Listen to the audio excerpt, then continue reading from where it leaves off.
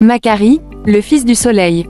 Il était une fois, dans les plaines dorées d'Afrique, un petit village nommé Kiala, niché entre des collines ondoyantes et un fleuve scintillant. Ce village prospérait grâce à la générosité du soleil, qui faisait fleurir les cultures et réchauffer les cœurs de ses habitants. Mais un jour, le soleil cessa de briller, plongeant le monde dans une obscurité inquiétante. Sans sa lumière, les récoltes périrent, et les rivières commencèrent à s'assécher. Les villageois se tournèrent vers leurs sages pour obtenir des réponses. Le plus ancien des sages, Mbaku, consulta les parchemins sacrés et déclara: le soleil a été capturé par le roi Nyoka, le seigneur des ombres. Il le retient dans sa forteresse cachée au sommet de la montagne noire.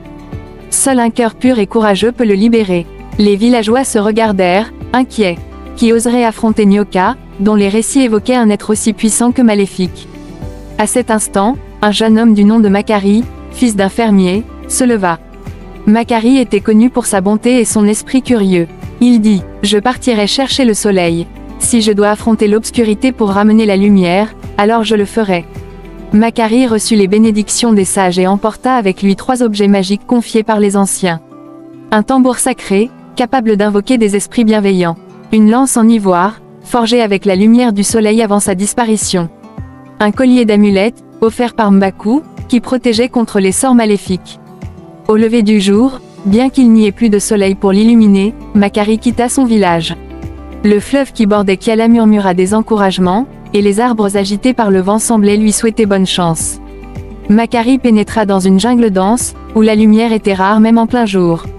Là, il entendit des grognements et vit des yeux brillants qui l'observaient. Un lion immense, dont la crinière semblait faite d'éclairs, apparut sur son chemin. Qui ose entrer dans mon domaine? Rugit le lion. Makari, sans peur, répondit: je suis Makari, fils de Kiala, et je cherche à libérer le soleil. Laisse-moi passer, noble gardien. Le lion fixa le jeune homme avec intensité avant de déclarer: pour passer, tu dois prouver ta valeur. J'ai faim, mais aucun chasseur ne m'a jamais apporté de quoi me satisfaire. Si tu réussis, je t'aiderai dans ta quête. Makari réfléchit et utilisa son tambour sacré.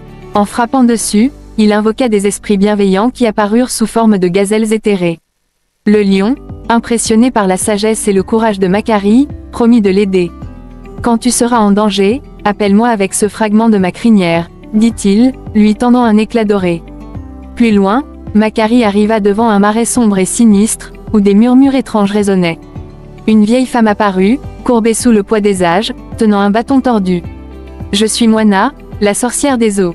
Si tu veux traverser, tu dois répondre à mon énigme. Je nais dans la lumière mais je vis dans l'ombre. Je suis invisible, mais je façonne le monde. Que suis-je? Makari réfléchit longuement. Les réponses possibles tournaient dans son esprit, mais il finit par se souvenir des leçons de son père. Tu es le temps, répondit-il. Moana sourit, révélant une dentition étrange, et frappa le sol avec son bâton. Les eaux du marais se séparèrent, permettant à Makari de passer. Prends garde, avertit-elle. Nyoka est rusé et cruel. Mais ton courage brille plus que tu ne le sais. Après des jours de marche, Makari atteignit la montagne noire.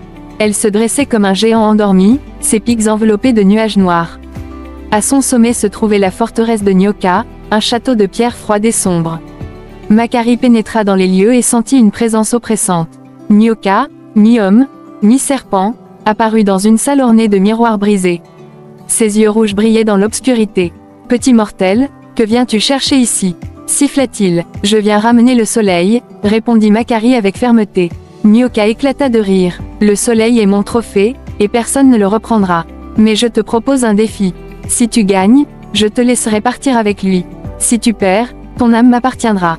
Nyoka convoqua un champ de bataille illusionniste, où des ombres menaçantes surgissaient pour attaquer Makari. Le jeune homme, malgré la peur, utilisa la lance en ivoire pour repousser les créatures. La lumière de l'arme faisait fondre les ombres comme la chaleur du soleil. Lorsqu'il sembla que les ombres allaient l'emporter, Makari frappa son tambour une dernière fois.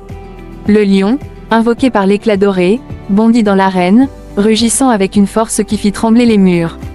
Ensemble, ils affrontèrent Nyoka, brisant les illusions et affaiblissant le seigneur des ombres. Finalement, Makari utilisa son collier d'amulettes pour sceller les pouvoirs de Nyoka, l'emprisonnant dans un miroir qu'il brisa en 1000 morceaux. Libéré, le soleil, emprisonné dans une sphère de cristal, éclata de lumière, illuminant toute la forteresse. Macquarie redescendit la montagne, portant la lumière du soleil dans ses mains. Lorsqu'il arriva à Kiala, le soleil reprit sa place dans le ciel, brillant plus intensément que jamais. Les récoltes reprirent vie, les rivières se regonflèrent, et les chants de gratitude s'élevèrent dans tout le village. Macquarie fut acclamé comme un héros, non seulement pour son courage, mais pour son humilité et sa foi inébranlable.